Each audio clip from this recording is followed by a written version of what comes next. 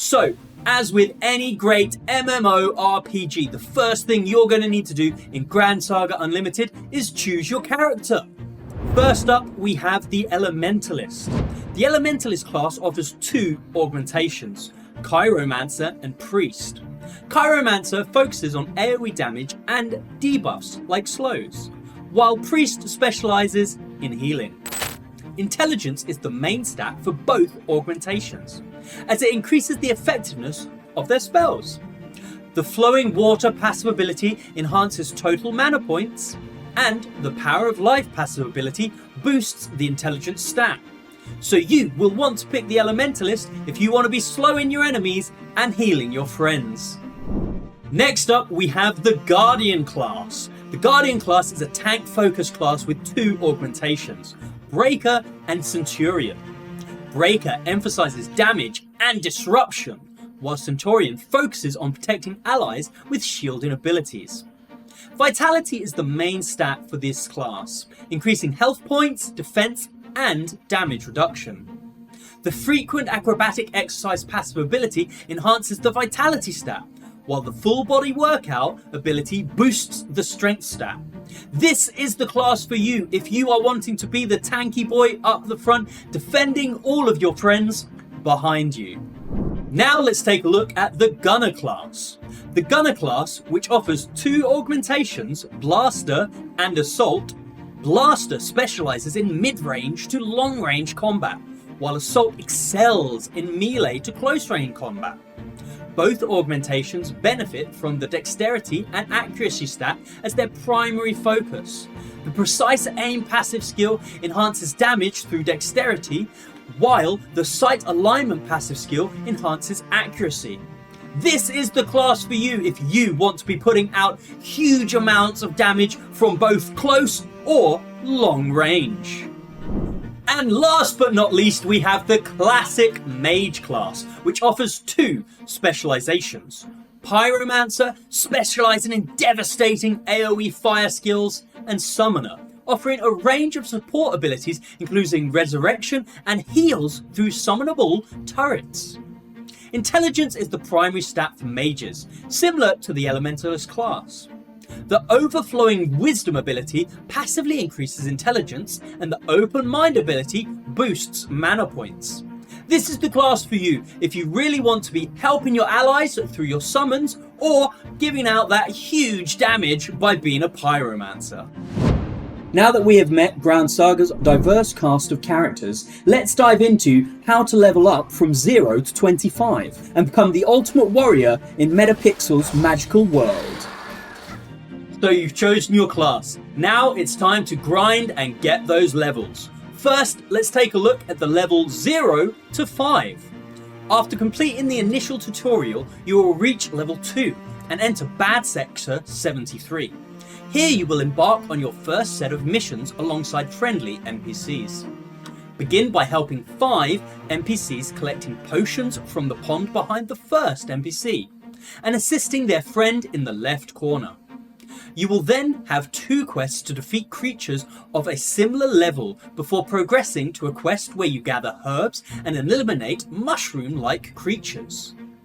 Upon completing these tasks, head towards the main area of Bad Sector 73, where you will encounter aggressive PIGORs and embarks, indicated by their names appearing in red instead of yellow. Yellow-named creatures will not attack unless provoked. Defeat the PIGORs and embarks and then challenge the PIGOR captain, who possesses considerably more health than other creatures. It is advisable to team up with another player in the area to make this encounter easier. Remember, the majority of your experience will come from the quest completion rather than creature slaying. Once the captain is defeated, search for the memory crystal in the top right of the map. There you will witness an old memory through a cutscene. After watching, interact with the crystal again to complete the quest, granting you the recall functionality on your phone. A quick tip: you can refer to the map to look for where the quests need to be completed. When you click on a quest and open the map, there will be an orange overlay on the map. This will indicate the area of the map you need to go to complete that quest. Wow, you've made it to level 5! You have reached the bustling city of Ragnadia, the central hub of the game.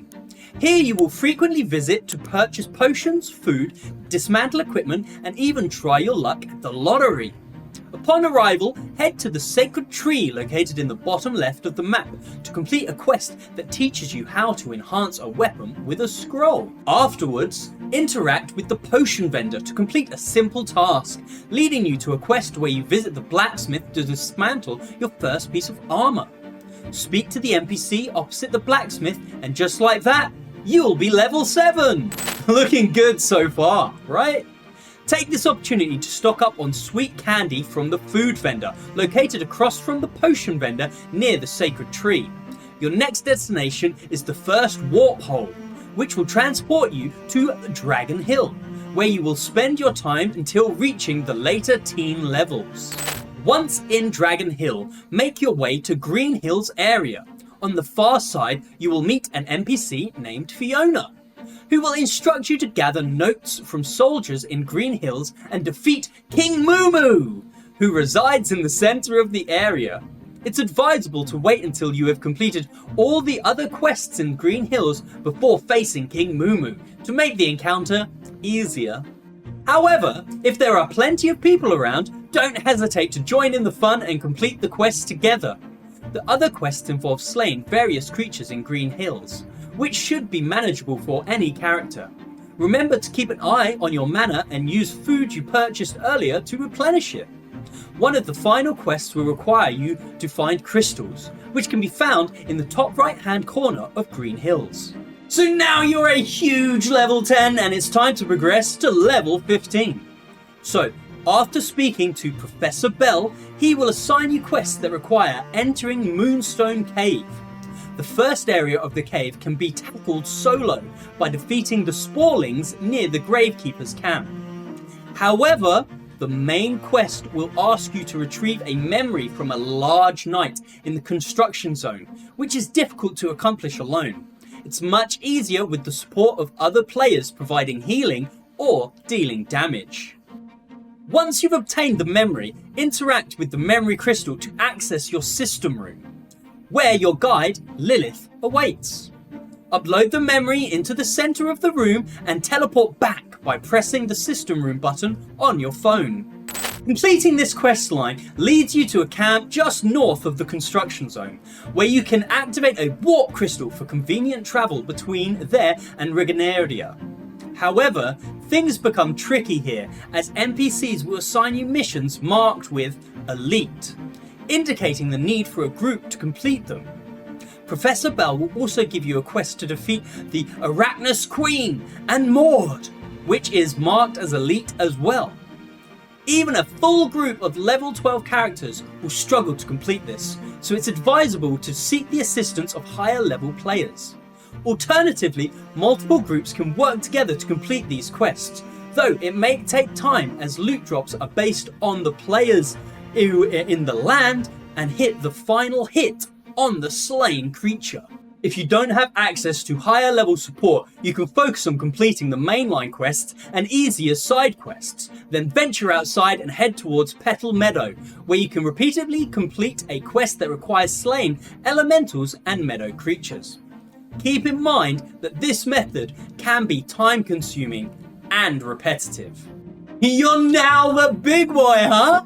Level 15! This is where the real excitement begins. You'll choose an augmentation for your character and start specializing in your desired role. It's also the perfect time to participate in rifts with groups, starting with the Goblin Looter Rift, located in the Petal Meadow area of Dragon Hills.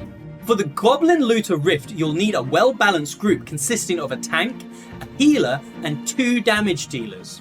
The tank should be cautious and engage only a minimum number of creatures in each encounter, since rift creatures hit extremely hard. The Goblin Looter Rift features 4 mini-bosses and a main boss at the end, with plenty of goblins in between. Engagements in this rift are fairly straightforward and don't require any special maneuvers. The mini-bosses primarily use direct attacks accomplished by straight-line AoE attacks. Simply move out of the way of the red box shown by the boss to avoid taking damage. During the final boss encounter, it's crucial for players with interrupting skills to use them, as the boss has several charge-up attacks that deal significant damage in a straight line. Interrupting these attacks is vital to prevent party wipes. It's important to note that each rift has a maximum completion time of 60 minutes and requires 30 fatigue points to enter. Fatigue points reset at midnight UTC every day, allowing each person to participate in a maximum of 4 rifts per day. Fatigue point potions can supplement this limit though. If you are having trouble finding a group to do rifts with, you can continue your journey through Dragon Hills, battling more Embarks and goblins on your way to level 20. As part of this journey, you'll undertake the mainline quest that involves removing traps and inspecting the Chaos Rifts at the end of the Dragon Hills area. Look for the traps near the end of the Embark trail on the western side, as indicated on the map. Alternatively, you can return to Regneria and check the bulletin board in the plaza area. It offers quests with significant experience rewards in exchange for fatigue points. When it comes to the Chaos Rifts at the end, exercise caution. Stepping into Chaos Rifts activate the PvP mode, allowing non-clan members to engage in combat with you. Once you're engaged in battle, you won't be able to step back through the portal. Be aware that players in the Chaos Zone are usually level 22 and above, making them formidable opponents. So you're finally level 20, so it's time for the last part of this guide, getting you from level 20 to level 25. Upon reaching level 20, you'll enter the Wind Whisperer Woods area. Here you'll embark on a variety of quests that involve slaying creatures around the southern camp to gain valuable experience. Among these quests is Repairing the Eastern Tower Part 3, which requires defeating a group level boss near the Watchtower. It's advisable to tackle this quest with the help of others or wait until you're at the higher levels. As Mad Boar hits extremely hard and has a devastating charge attack that can knock you down if you're caught within the red box when he finishes casting. Completing these quests should bring you within close range of level 22. However, reaching the higher levels becomes more challenging from this point onwards. To continue gaining experience, you have two options. Either run the PIGOR Fortress Rift located in the northern area of the map, or complete the updated quests available on the bulletin board once you have reached level 20. An intriguing area of the map is the Cube instance. In this mode, you'll face waves of creatures for a duration of 10 minutes, with the objective of protecting the cube from being destroyed. The cube has a total of 400 hit points, so it is crucial to eliminate the creatures swiftly to minimize damage. This instance requires a group of 4 people, but doesn't necessarily mean you need a healer or a tank. Damage will do. A team composed entirely of damage users can successfully complete this instance. Once the 10 minutes are up, you can interact with the cube, allowing you to purchase monster soul boxes using cubes. Additionally, you'll receive cube points, which can be exchanged with Rose, the cube researcher, located near the plaza in Regneria, for various rewards. Now, how do you obtain cubes? Recall Chaos Rift you encountered in Dragon Hills?